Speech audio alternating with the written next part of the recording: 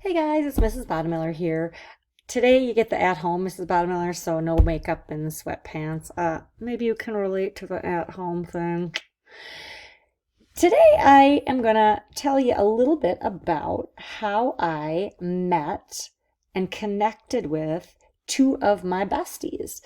You see their pictures on the screen. This is the cutie patootie Miss Jonas, and there's the sassy Mrs. McDermott over there. I remember vividly the first time I met Miss Jonas. It was at a staff meeting. She was new to our building, and she sat down next to me, and she had come with her own cake donut, right? We know she loves the donuts. And during the whole staff meeting, she sat and ate her donuts so daintily, and I thought, this girl, I'm gonna like you. And someone who brings their own donut, like I can connect with this person. And then Mrs. McDermott, I don't know if it was the first time we met, but one of the first times we met, we started talking about our upbringings. And Mrs. McDermott is from a farm and from a teeny tiny little town. I too grew up on a farm and from a little tiny teeny little town. So that piece of information about our upbringing kind of connected us and bonded us. And years later, Mrs. McDermott and Miss Jonas and I are great friends. That instant connection led and bloomed into a really great friendships. So we're talking though about reading, right? What does this have to do with reading? So I was thinking of some of the books that I over the years have really liked, and often the books that I really liked have characters who, if they were real people, I'd probably choose to hang out with them. So connecting with a character is important to your reading life. It kind of determines, or it helps you, maybe you decide you like a book better when you can relate to someone in the book. So that's what today's lesson is about. So let me kind of explain or show you an example. Continuing on with a story that we read yesterday. We started it yesterday. So if you remember in the part we read yesterday, Martha was really excited because she was going to be getting this jacket, right? That she thought, she had earned, she'd gotten straight A's, and her sister had gotten the jacket before her, and she was super excited. But then as she's thinking about this, she realized she had forgotten her gym shorts in her previous class, so she had to run back. So that's where our story picks up today. So here's the continuation. I was almost back to my classroom door when I heard voices raised in anger as if in some sort of argument. I stopped. I didn't mean to eavesdrop. I just hesitated, not quite knowing what to do. I needed those shorts and I was going to be late, but I didn't want to interrupt an argument between my teachers. I recognized the voice as Mr. Schmidt, my history teacher, and Mr. Boone, my math teacher. They seemed to be arguing about me. I couldn't believe it. I still remember the feeling of shock that rooted me flat against the wall as if I were trying to blend in with the graffiti written there. I refuse to do it. I don't care who her father is. Her grades don't even begin to compare to Martha's. I won't falsify records or lie. Martha has a straight A+ average, and you know it. That was Mr. Schmidt, and he sounded very angry. Mr. Boone's voice sounded calm and quiet. Look, Joanne's father is not only on the board, he owns the store in town. The only store in town. We could say it was a close tie, and so when I think about the situation Martha's in. Now, I've never, been up for a scholarship jacket, never been in that exact situation, but Martha's upset, right? She's angry, she's frustrated. Those feelings I can relate to. I've felt helpless before. I'm the youngest of three daughters, so my older sisters were mean, and they would do mean stuff to me, and somehow I would always, be the one to blame, right? The one at fault. So I know what it feels like to feel helpless and not quite know what to do about it. So I just made an emotional connection to Martha. And that's one way you connect to a character, you connect to a book, is to try to see their emotions or recognize their emotions and think of times maybe you had a similar feeling or a similar emotion. Now, if I were, sorry, you guys, if so sensitive, if I was going to write about this for my reading journal, like the think aloud that I just did, if I was going to write it down, I would probably choose to do a free write. And so I'd start right with my date and my lesson on the start page where I started reading, and then I'd write out exactly what I said. Martha seems really upset when treated unfairly. And I would explain my thinking. So that shows how I'm thinking about my reading, making an emotional connection to a character. Now, another way that you can make an emotional connection to a character, or you can connect to your book or a character, is by asking questions. Maybe things you wonder about them, things you might ask them if you were actually to meet them. So a question that I have this time, for this to show my thinking, I did a map. And so the question is, why doesn't Martha speak up for herself? Why doesn't she open the door when she hears the teacher arguing and say, like, I'm standing right here. I can hear what you're saying about me. I've worked for this. I earned this. I should be getting the scholarship jacket. Why is this even an issue? And so you can see, when I was wondering this, I started to jot reasons why she might not have said anything. A, she's afraid, right? She's a kid. They're adults, right? She doesn't have a lot of money. We might not know that yet. I've read a little further in the story, so I know that. She even says the next line is something the teacher says, that she's Mexican. Maybe she feels like somehow that makes her less deserving. It doesn't, but she might feel that way. Why doesn't she say anything? She's going to go home and not say anything to her grandma, explaining what she had overheard the teacher saying. Why didn't she tell her grandma? Well, maybe she didn't think her grandma would understand, or maybe she thinks they don't have the money, or who knows. But the point is, I'm wondering about why Martha doesn't speak up for herself. So in my thinking, I've made that connection with the story, and I've kept my brain engaged, right?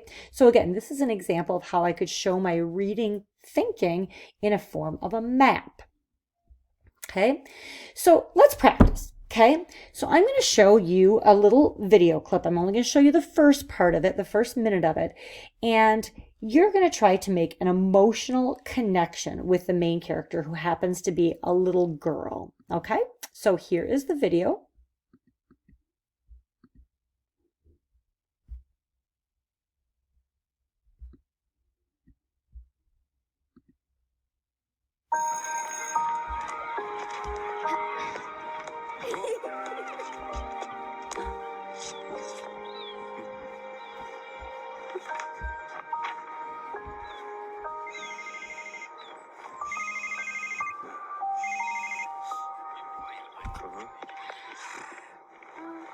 I'm sorry if it's all too much. Every day you're here, I'm healing. And I was running out of love. I never thought I'd find this feeling. 'Cause I've been hearing symphonies. Before all I heard was silence. A rhapsody for you and me.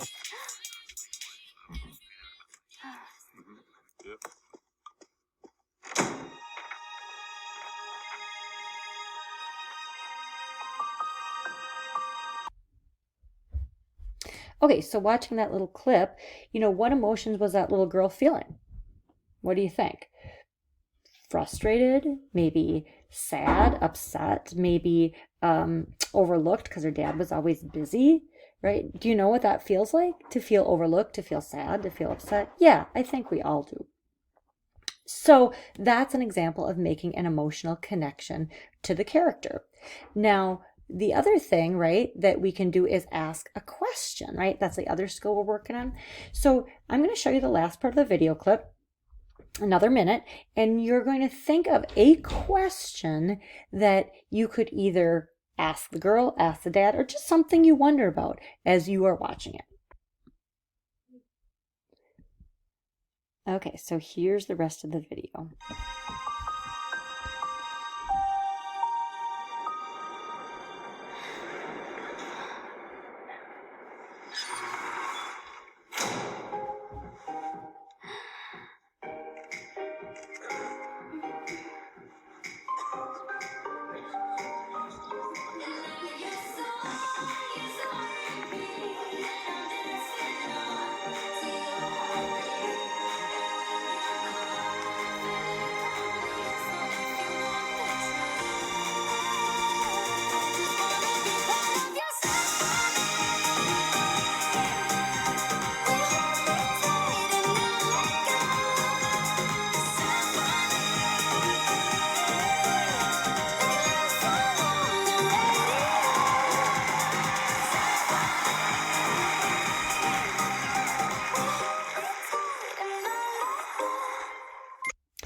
So, as I watched that video, I'm thinking, or I'm wondering, like, how come it took the dad so long to figure out what his daughter needed?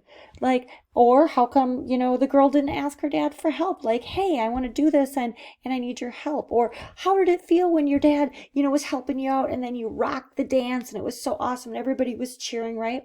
Those are all questions that I might choose to ask either the characters or ask about what was going on in the story. So asking questions is a second technique for connecting with the characters. Okay. So, today you are going to be trying to show your thinking as you're reading. You have a couple options for what you're going to think about as you're reading. You might want to set a purpose before you start. You could try to connect with your character by making an emotional connection or by asking a question. You're doing this in your head, putting it down on your book or on your notebook, right? You could also, like Mrs. McDermott talked about in an earlier lesson, you could post-it note things that you note, things that you might tell a friend, things that were funny, things that were surprising, things that you noticed as you were reading. You could also use fix-it strategies like Mrs. Jonas's lesson the other day. So for example, maybe somebody runs by the room as you're reading and your brain gets pulled away to what's going out in the hallway and you realize that you weren't really reading, your eyes were just going over the words. So you're going to recognize, hey, I missed that whole last paragraph. I'm going to use a fix-it strategy and I'm going to go back and reread that paragraph that I really didn't read, right? So you can use any of these tools or any of these strategies when you're reading to keep yourself engaged. Now, you're going to, of course, do some sort of recording of your thinking on your reader's notebook page, okay? So you can do the post-it notes. You can take the post-it notes from your book and stick them in your notebook and maybe jot a few notes about why you wrote what you wrote on the post-it notes. You could do a free write like I showed you on one of the earlier slides, just writing kind of what I was thinking about with that emotional connection with Martha from the story. You could do a web like I showed you when I was questioning why Martha didn't say something to the teachers when she heard them arguing. Maybe you're a lister. You can just list ideas or thoughts that went through your head as you were reading. You could do a sketch. Maybe you get a real good visual. Maybe it's a setting or they describe a character and you can see it in your head and you're an artsy person and you want to do a sketch. That would work. Maybe you want to do a timeline because maybe you're confused by something that's going on in the story, like who was born when and where they belong. Maybe you would do some sort of timeline recording the events of your book. You can pretty much show your thinking in any way that really works, right? Works for you and shows us that you're doing reading work, right? You're actually thinking and engaging while you're reading. So those two charts will kind of remind you of the things you can think about and how you can record your thinking. Remember, every reading workshop or reading notebook page should kind of have the same heading, the date, the lesson name. Today's lesson is connecting with a character, the page you start reading for your reading time, and the page you end on during your reading time. So you guys are going to go off and do your reading thing.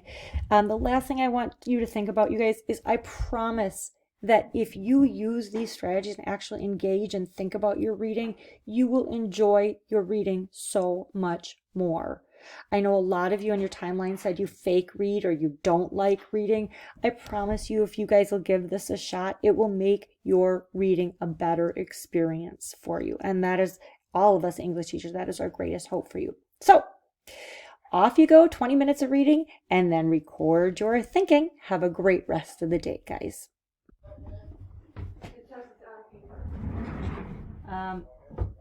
Do you have any more paper? No.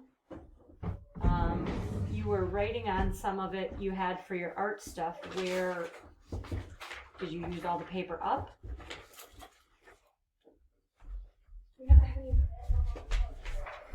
How many pages do you need? 3. Here.